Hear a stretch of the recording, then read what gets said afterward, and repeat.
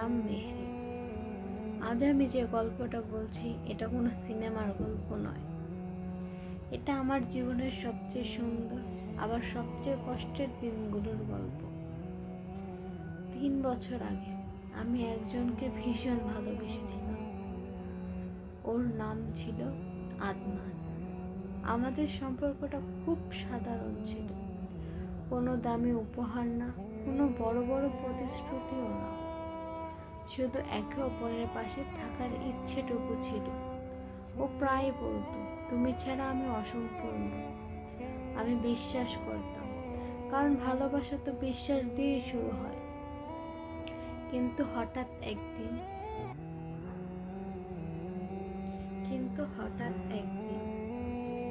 আগের মতো ফোন করতো না। আদনান বদলে গেল। মেসেজের উত্তর দিত না ঘন্টার পর ঘন্টা পরে। আমি কারণ জানতে চাইলে শুধু বলতো কাজের চাপ। একদিন হঠাৎ ও নিজেই বলল, আমাদের সম্পর্কটা এখানেই শেষ করি।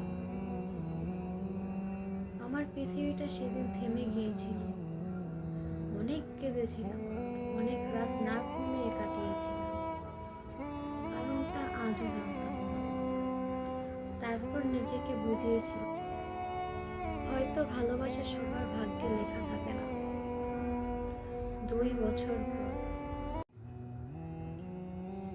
2 বছর পর ফেসবুকে একটা ছবি দেখলাম, আদনানের বিয়ে। ছবিটা দেখি বুকের ভেতরটা হঠাৎ খালি হয়ে গেল। তবুও নিজেকে শক্ত করলাম। ভাবলাম, ও ভালো থাকুক, এটাই তো সত্যিকারের ভালোবাসা। কিন্তু ঠিক সেদিন রাতে আমার দরজায় কেউ কড়া নাড়ল।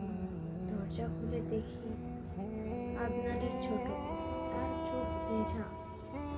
সে আমার হাতে একটা ডায়েরি দিয়ে বলল, ভাইয়া বলেছিল যদি কোনোদিন আপনি ওকে ভুল বুঝেন তাহলে এটা আপনাকে বলে।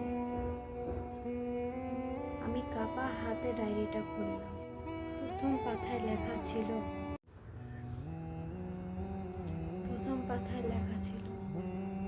মেহেরি, তুমি যদি এটা পড়ো তাহলে হয়তো আমি তোমার জীবনে নেই। আমার চোখ ঝাপসা হয়ে গেল। পরের পাতায় লেখা, ডাক্তার বলেছিল আমার কিডনির অবস্থা খুব খারাপ। আমি জানতাম না আমি বাঁচব কিনা, তাই ইচ্ছে করেই তোমাকে কষ্ট দিয়ে দূরে সরিয়ে দিয়েছিলাম। আমি চাইনি আমার জন্য তোমার পুরো জীবন থেমে থাকুক। আমার হাত কাঁপছিল, চোখের পানি থামছিল না। শেষ পাতায় লেখা ছিল, যদি কোনোদিন অলৌকিকভাবে আমি সুস্থ হয়ে যাই, আমি আবার তোমার কাছে ফিরব। যদি না ফিরতে পারি, আমাকে ঘৃণা করো না, কারণ আমি তোমাকে ছেড়ে যাইনি, তোমাকে বাঁচিয়ে রাখতে চেয়েছিলাম। আমি আর এক মুহূর্ত দেরি করলাম না। পরদিন সকালে ওর বাড়ির সামনে গেলাম। গিয়ে দেখি কোনো বিয়ে হচ্ছে না, পুরো বাড়ি নিস্তব্ধ। আমি অবাক হয়ে জিজ্ঞেস করলাম, বিয়ে? আদনানের মা হেসে বলল, ওটা বিয়ের ছবি ছিল না মা, ওটা হাসপাতাল থেকে সুস্থ হয়ে ফেরার দিনে তোলা ছবি। সবাই ভুল বুঝেছিল। ঠিক তখনই পেছন থেকে একটা পরিচিত কণ্ঠ ভেসে এলো, এত দেরি করলে কেন? আমি ঘুরে দাঁড়ালাম। আদনান একদম আমার সামনে, চোখে জল, মুখে সেই পুরনো হাসি। আমি দৌড়ে গিয়ে ওকে জড়িয়ে ধরলাম। ও আস্তে করে বলল, আমি কথা রেখেছি, আমি ফিরে এসেছি। আমি কাঁদতে কাঁদতে বলল, এবার আর আমাকে ছেড়ে যেও না।